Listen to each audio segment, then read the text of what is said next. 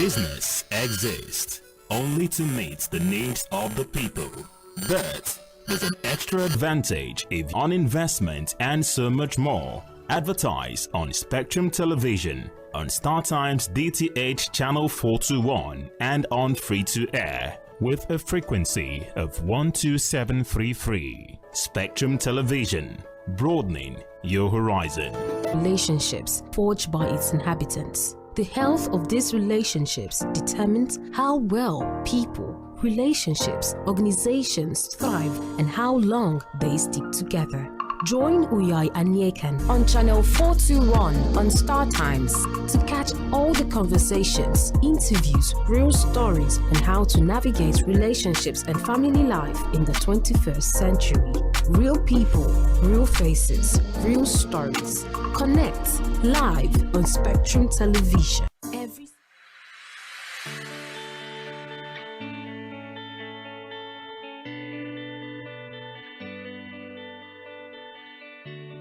Every day, we bring you up-to-date information on topical issues affecting the common Nigerian, from issues on politics, health, lifestyle, and so much more. Join Janice Kobum and Uyai Anyekan every weekday from 7 a.m. to 9 a.m. on Rise and Shine Daily, exclusive on Spectrum.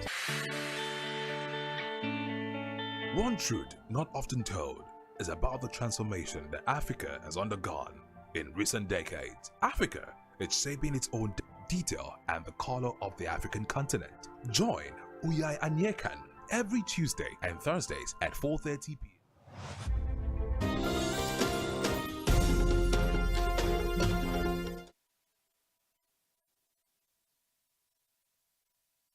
Engaging edition of Political Spectrum coming to you live from Uyo, the state's capital. And today our focus will be on the executive.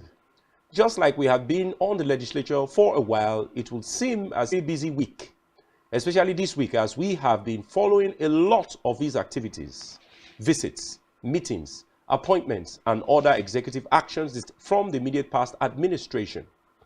And that is talking about the immediate former Vice President of Nigeria, Professor Yemi Osinbajo, Global Advisor.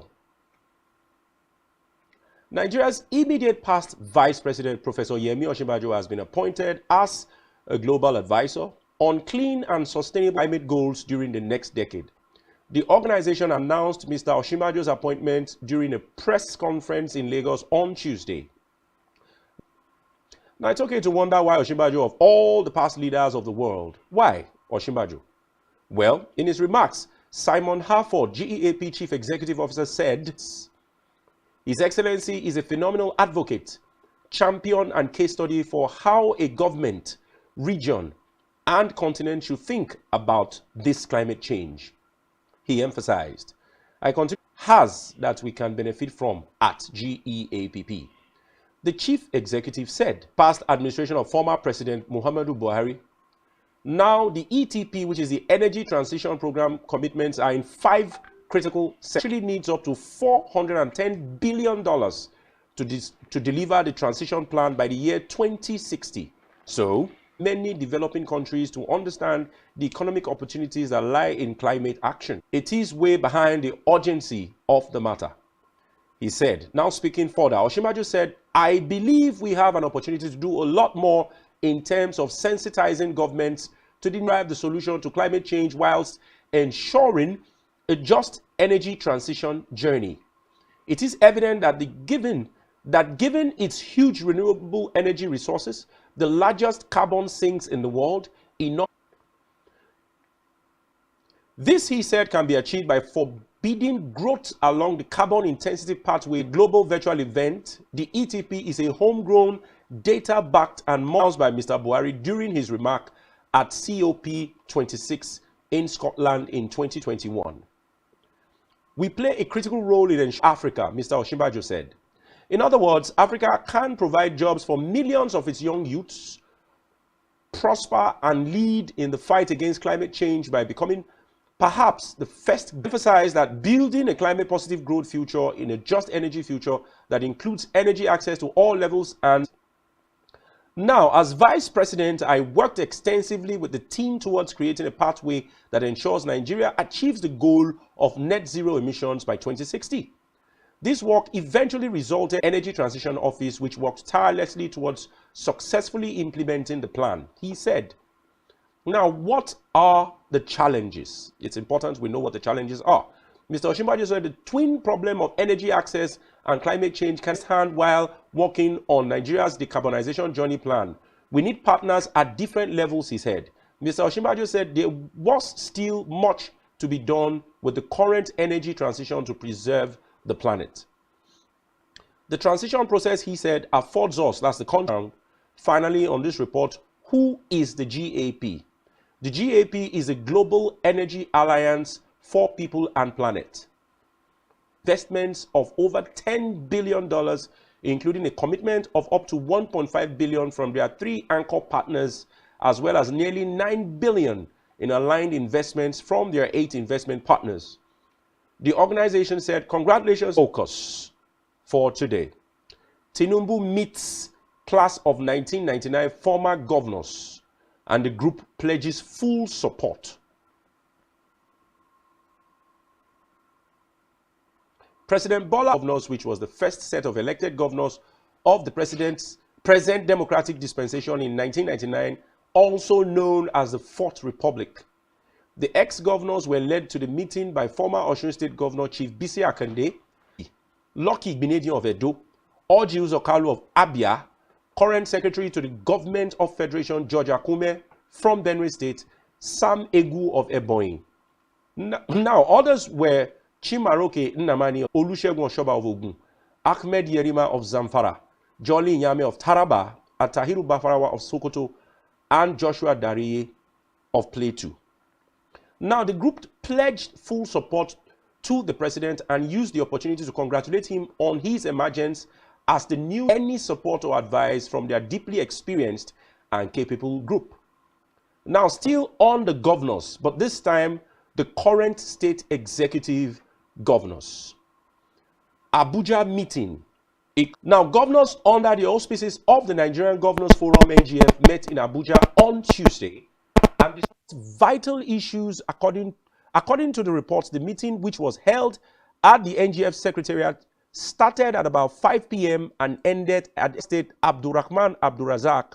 Some of those physically in attendance included the governors of Zamfara, Kano, Taraba, Kogi, Ogun, Nasarawa, Bayelsa, Adamawa, Ebonyi, Lagos, Rivers, Osun, Jigawa, Benue. Suggestions that the fuel subsidy issue would be a top priority at the meeting after proper introductory formalities with regards to key decisions that affect the country. Now, during the meeting, the governors were said to have deliberated on a wide range of issues ranging from economy, education, social welfare, pushing the effect of the subsidy removal on the citizens. It's our sincere hope that they would not only find lasting solutions. NGF, we cast our focus on the letter of the President to the House of Reps. Now, President Bola Ahmed Tinubu has written to the House of Representatives seeking the sum of 500 billion for party known as Tinubu is in the letter also sought an amendment of the 2022 of 819 billion.5. The Speaker of the House of Representatives approval of the House of Representatives for an amendment of the 2022 Appropriation Act in accordance with the law, Tinubu said. The request has become necessary in order to source for funds to provide 100 billion naira only has been extracted from the 2022 Appropriation Act of 801.536 billion for the provision of palliatives to Nigerians to cushion the effect of fuel subsidy. I expected that the House would be speedily. Now, Abbas also said that the lawmakers would consider Tinubu's request at plenary on Thursday. Labor unions, groups, and individuals have urged the federal subsidy removal on Nigerians. Tinubu announced the removal of fuel subsidy in his inaugural speech as president on May the 29th, 2023 this year. I guess the rest has made history already, judging from comments, criticisms, complaints from citizens. Let's hope forward, moving forward. We'll take a short break. Thereafter, we'll be right back. Stay tuned.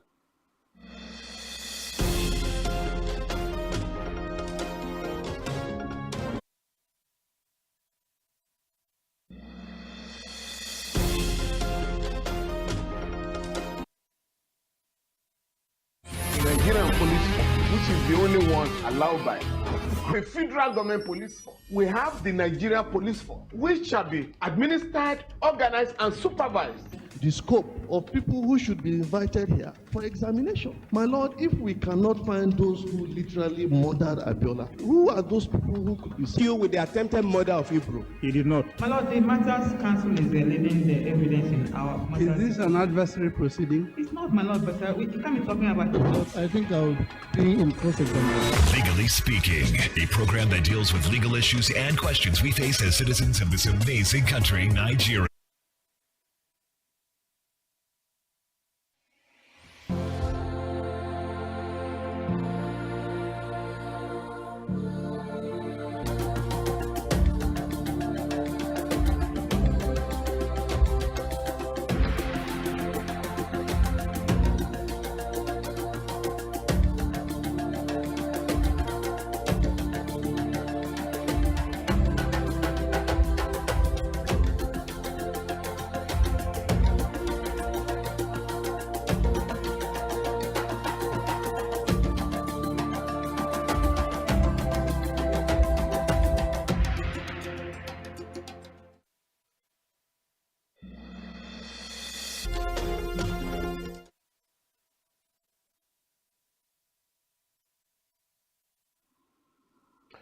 All right, welcome back, and many thanks. Is aired live, streamed live on YouTube at Spectrum Television. You can check YouTube, and then you can access our website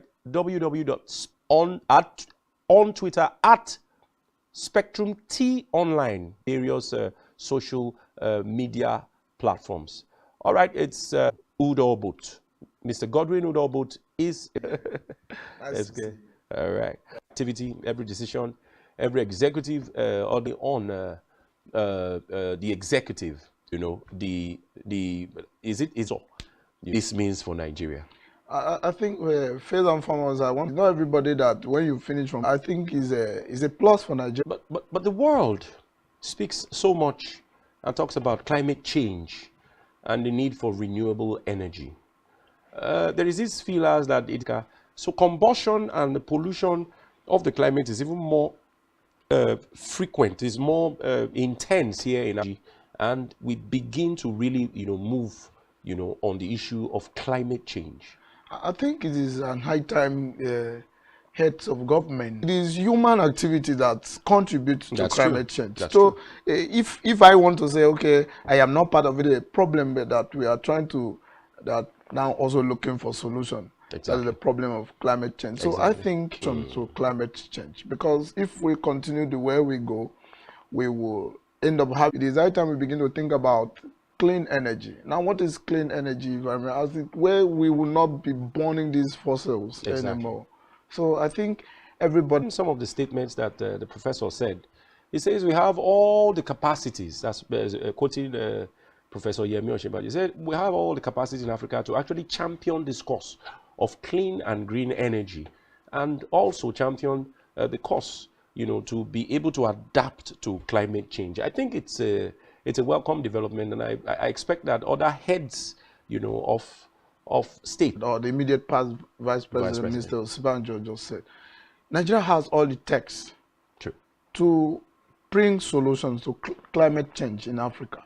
Because if you look at Nigeria, we are known as giant of Africa, not because we are populous we have too many people or we have a large number of population, but because we have the technology, we have the knowledge, we have the idea, we have in Africa. If we can do it in Nigeria, now look at, let's take for instance, Akwa Ibom State in general, the way we copy from it. True. If we do it successfully in Nigeria, other countries in Africa will want, come and do the same thing you do in your country for us. True, but a lot of people would argue that even the immediate past administration, where Professor Yemi Osinbajo was a part, degradation by oil and oil spillages. Like I could remember there was a time they were supposed to commission a cleanup. It's included Oguni communities and a few other communities, even up to towards Akwa Ibom here. But in the end, I think the project was done by half and wasn't completed. And some media visited the communities, and it was lamentations and cries. I begin to wonder, if you had done so much work, theoretically, why didn't you put it into practicals by cleaning up those communities? What do you think? Theoretically. That's right. But putting it into practice is the problem. And it is not that we can't do it. It is just that the people involved are not ready to be committed to getting the solution. Take, for instance, the oil spillage and the cleanup in the Niger Delta and its environment. I think we've not had it. Now, renewable energy will start from the cleanup in the Niger Delta. Exactly.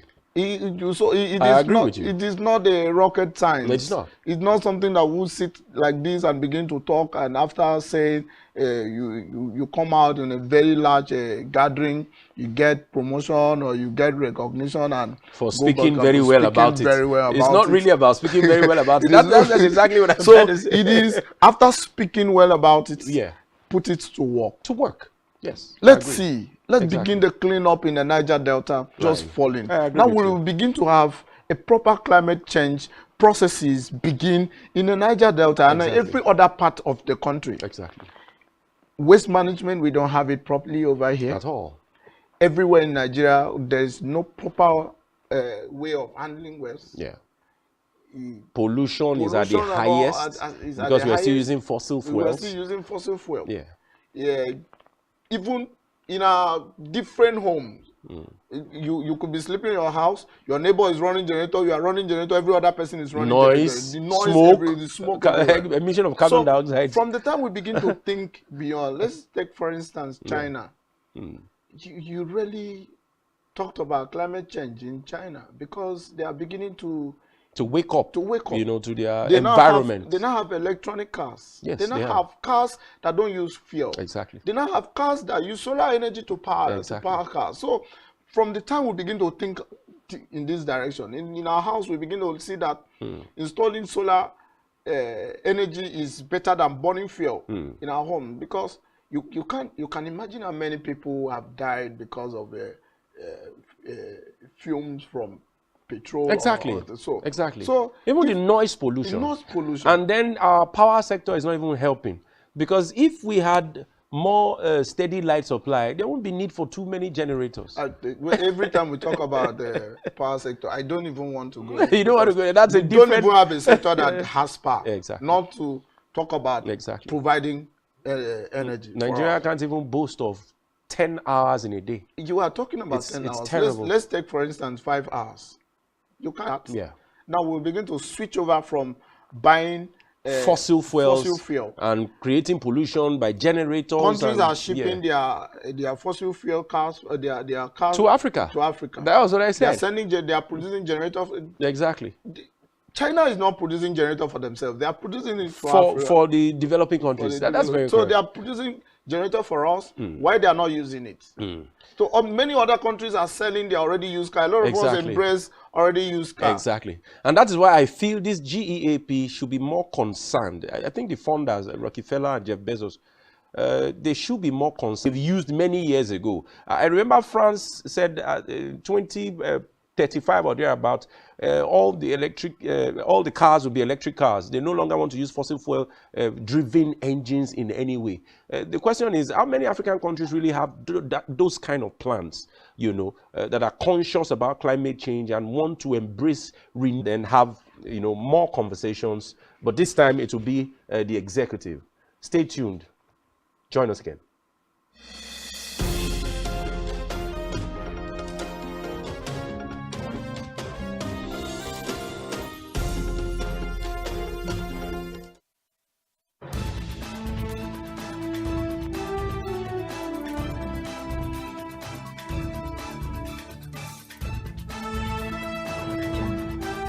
Your horizon.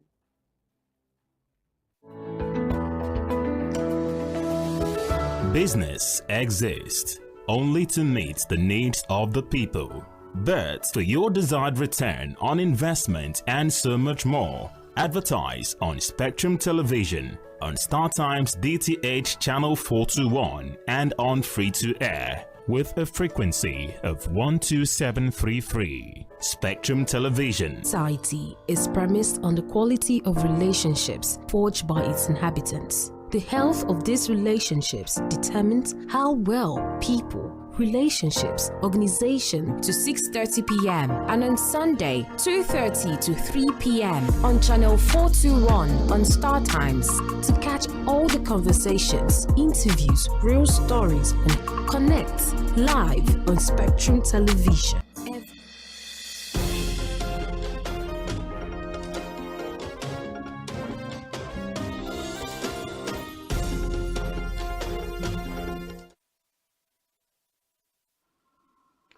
All right, welcome back from the short break. I'm enjoying myself with my guest, but we've been having fun. The first discussions we had, there is this need that Africa must be at the forefront for so many reasons we've enumerated. If you have just tuned in, it is Political Spectrum on Spectrum Television, coming to you live here in the state capital, Uyo. All right, moving on, Mr. Obot.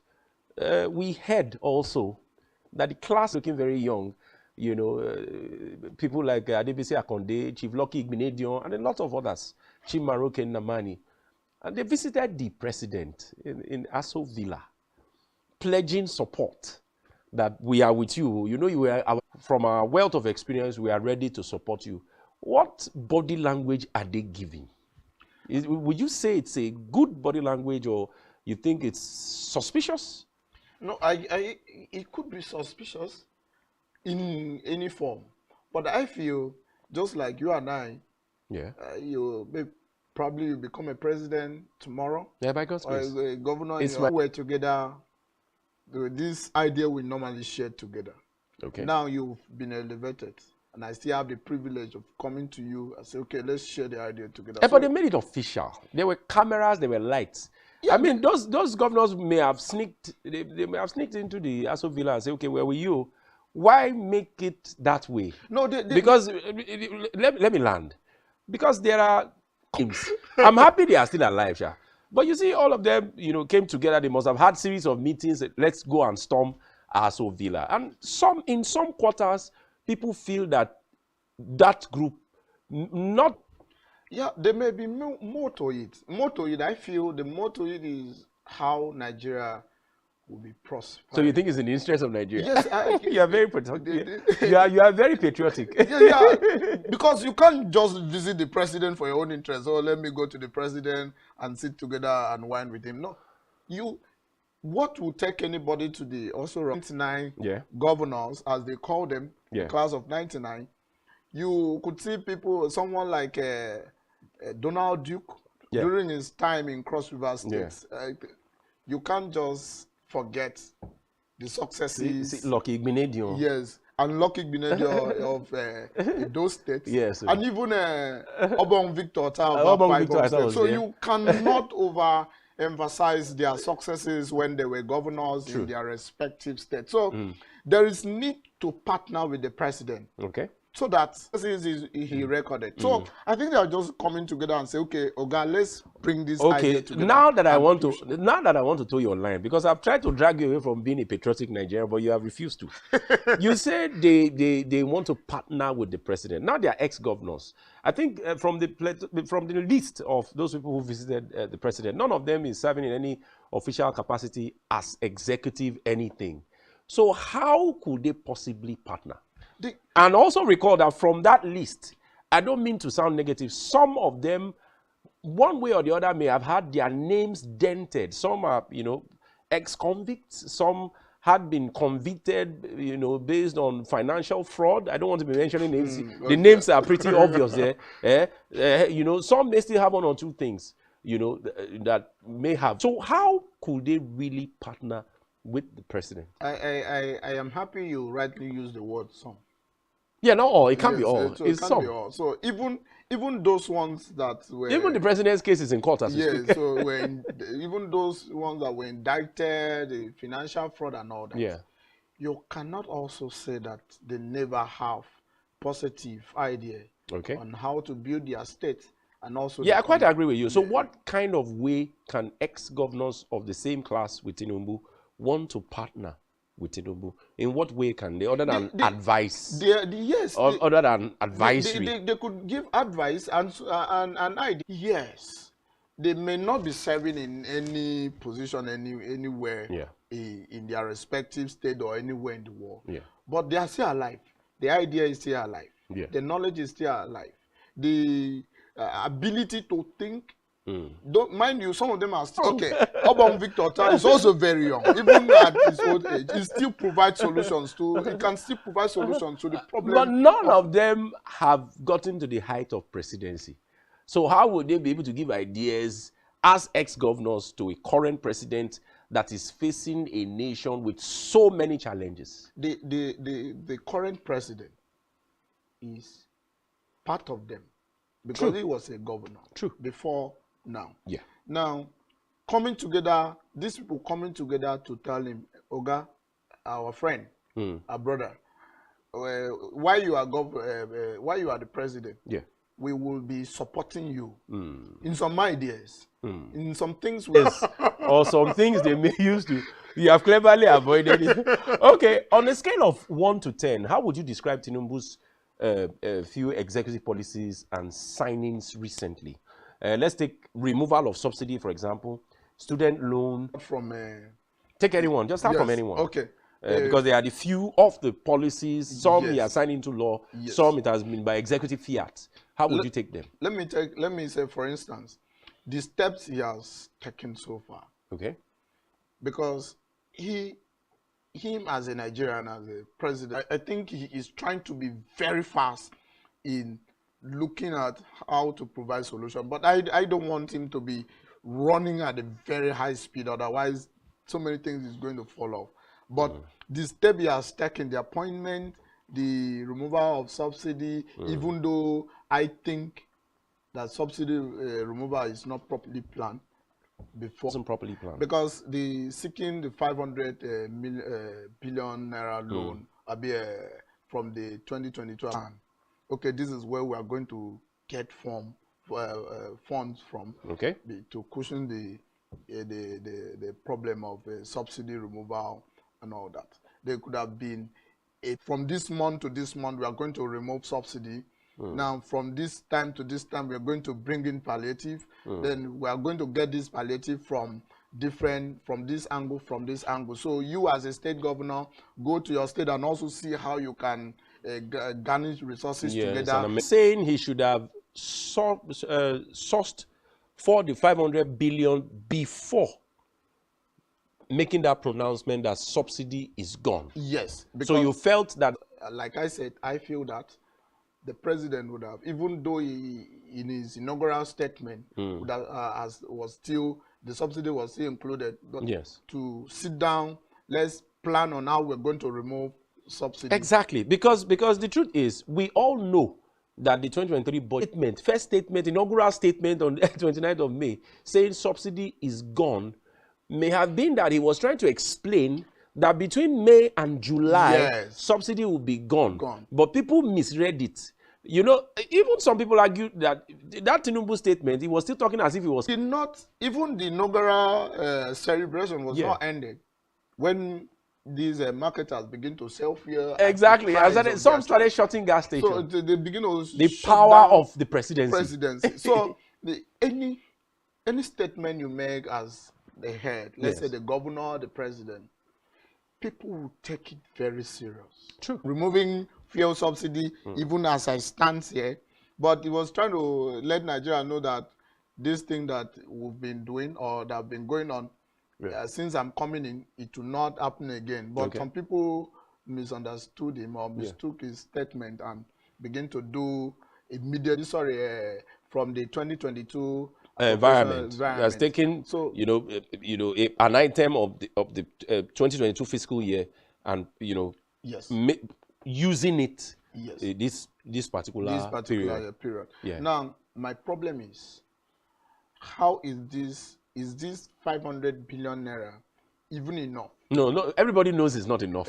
And that is why governors at the subnational level must also play their role. Yes. So because even if the federal government is bringing 500 billion naira, so it means these respective state government also must see how they can come together and in their own states and see how to also stop the problem of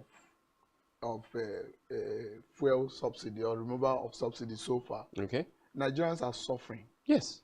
So even if you want to say the 500, it won't go a long way, but it will start something.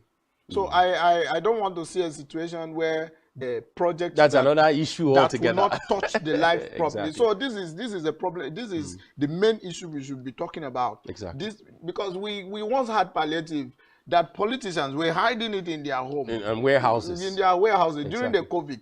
People were hiding palliative and the thing got damaged, got spoiled. Some people were hoarding it. Some state governors, how are we so sure or convinced that they will not also hoard this one and as they did? It will not get to the wrong hand. It will not get to people that will not want to release this. No, but personally, you as a Nigerian, because they say that ideally Tinubu was bold enough to do the thing that probably successive past administrations should have done. Muhammadu Buhari for one, Goodluck Jonathan for one. That is the removal of subsidy. You as an average Nigerian, now that Tinubu has pronounced it, at the point in 2012, when President Goodluck Jonathan, the then president, wanted to remove fuel subsidy, there were plans, there were a series of meetings. I think everybody in Nigeria said, no, we don't want fuel subsidy to be removed and all that. A lot of people were angry, a lot of people were not taking it, were not happy about it. But even the opposition said it was a scam. The opposition said it was a scam. that subsidy removal was sorry fraud. To say, even President Tinubu today also said he was among those people that you mean we did allow that government, that administration to carry out subsidy removal. I think maybe by today, the problem of fuel subsidy would have, or getting this gas at a very high rate would have reduced. Exactly. Take, for instance, when we had telecommunication company coming to Nigeria, how much we used to buy a cellular SIM then and compare. Initially, it was high. Very high. Then after a while, so when down. A lot of people, when the government announced, okay, individuals can come in and do business. Yes. Far back 2012. It won't be a time of discussion now. Yes. But funny enough, as terrible as people complain, do you know that recently I checked world at 500 or 488 or 510 naira? Yes. Because compared to the dollar or compared to any other currency, it's low. Yes, Nigeria still has the lowest amount of fuel. Yeah, the price per liter of fuel. Per liter of fuel in the world. We still have the lowest. But why we felt it so much that is over laboring, or maybe where we are working is not commensurate to the amount of money we are using. The purchasing power parity is low. Yeah, it's low. Take, for instance, you are working and you are somebody, you're getting paid 30,000 naira in where you're supposed to be, in where you are entering. That is why a lot of Nigerians are complaining. Exactly. So we are complaining because we are not having enough income, enough purchasing power to be able to buy and enough disposable income. I quite agree with you. So that is the it's not that we are Nigerians say, oh, fuel is too expensive. We cannot. The amount of money we are using to buy. That is right. Fuel. So that is the problem we are having in the country. All right. If you're just tuned in, it's Political Spectrum on Spectrum Television. We'll take a short break. We will still be looking at some of the executive decisions the president has taken, ministerial nominees. So stay tuned. We'll be right back. Join us again.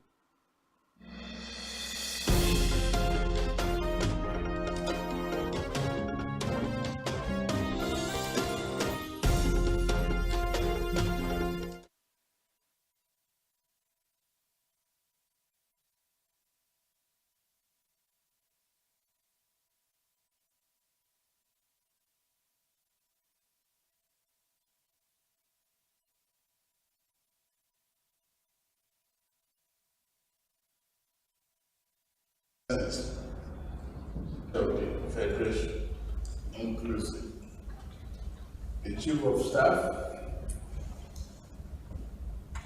again, and other government officials. It is a great honor to be with me, be with Nigeria. It brings a lot of memories. When we this chamber as a governor,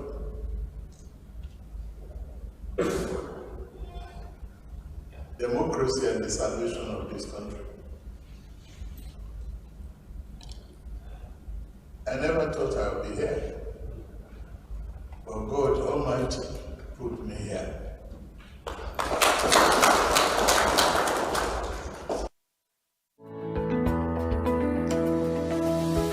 Business exists only to meet the needs of the people, but there's an extra advice for your desired return on investment and so much more. Advertise on Spectrum Television, on StarTime's DTH Channel 421 and on free-to-air with a frequency of 12733.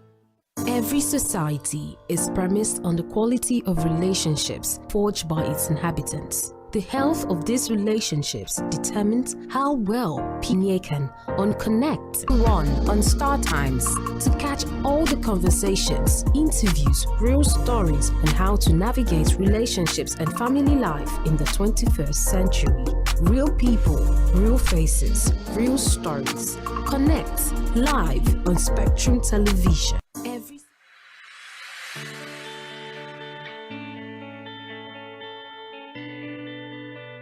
Affecting the common Nigeria, from issues on politics, Hello, Nigeria. I remain committed. security, and Uyai Anyeken every weekday from 7 a.m. to 9 a.m. on Rise and Shine Daily, exclusive on Spectrum Television.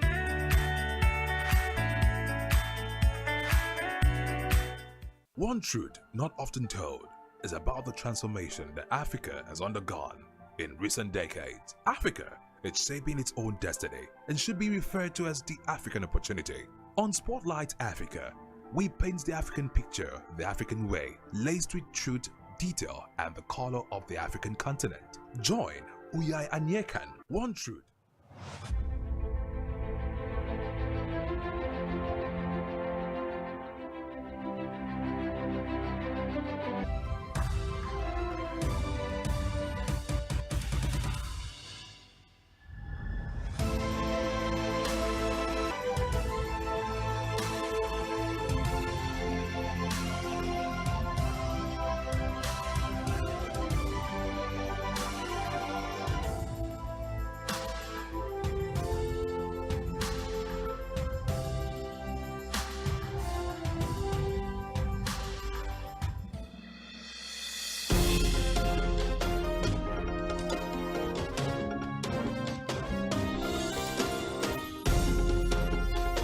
It is Political Spectrum on Spectrum Television.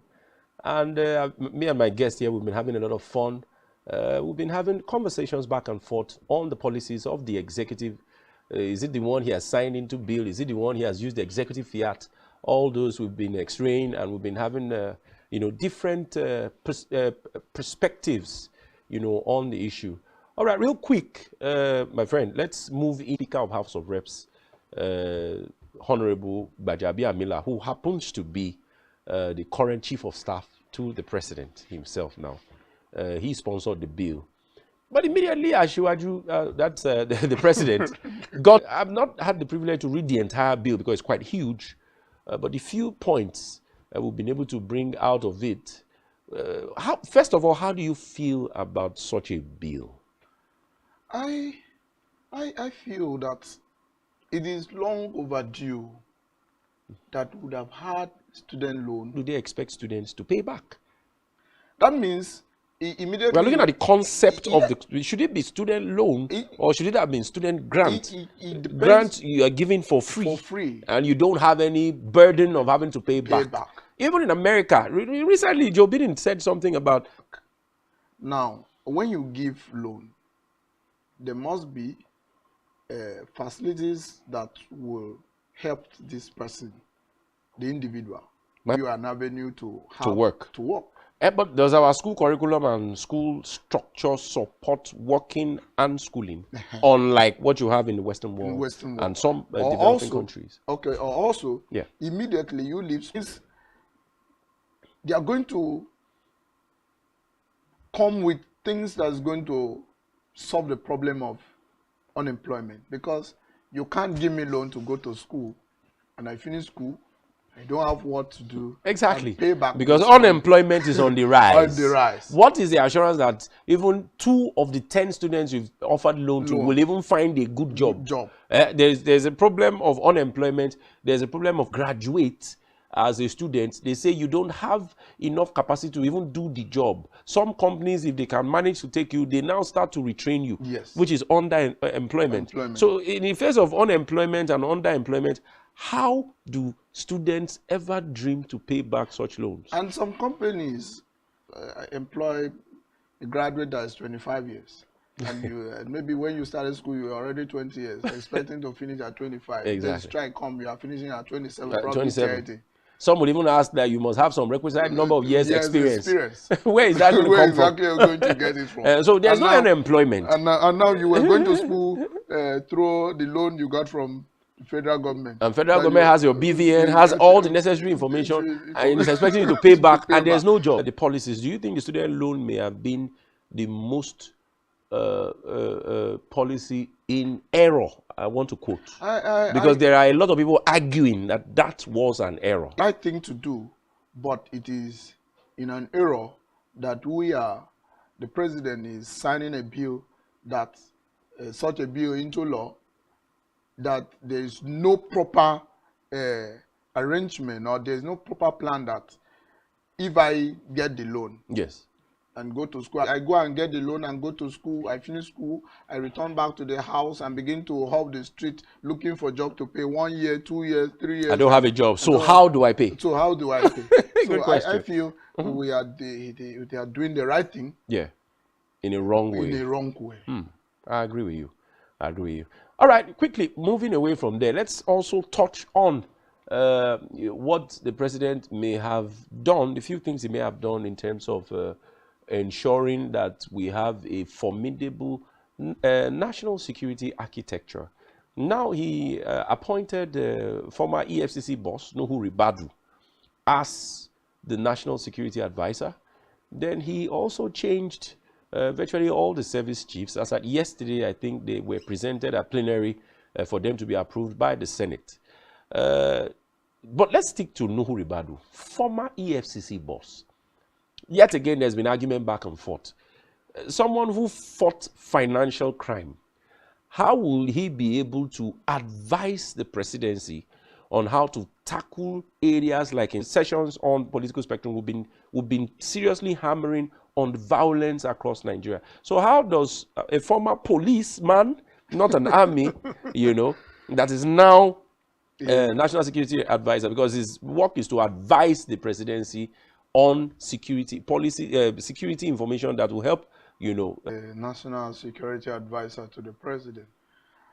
He was a police officer. Yes, he was. And also an EFCC boss. Yes, he was. So as a police officer, he knows the problem of insecurity. That's the former president had to employ the services of the army. Yes, that's the area I'm going to. Okay. That even though the police were not able to curb the situation or the problem of the insurgency, but I feel, to me, a security advisor to the Navy.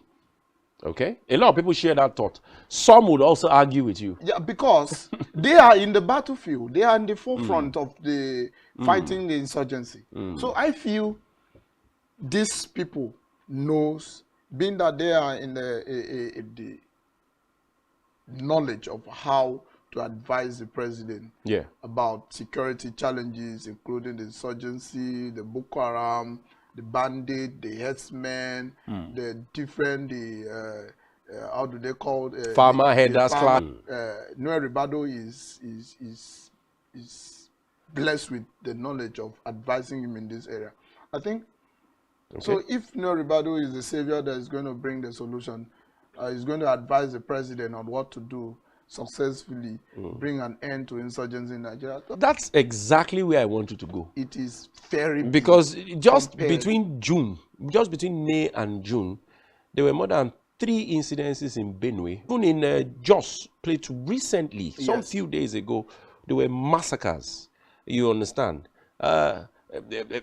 People can no longer travel, freely in Nigeria and not be scared that some men will come out. A plethora of issues. And then recently, the IPOB. Yeah.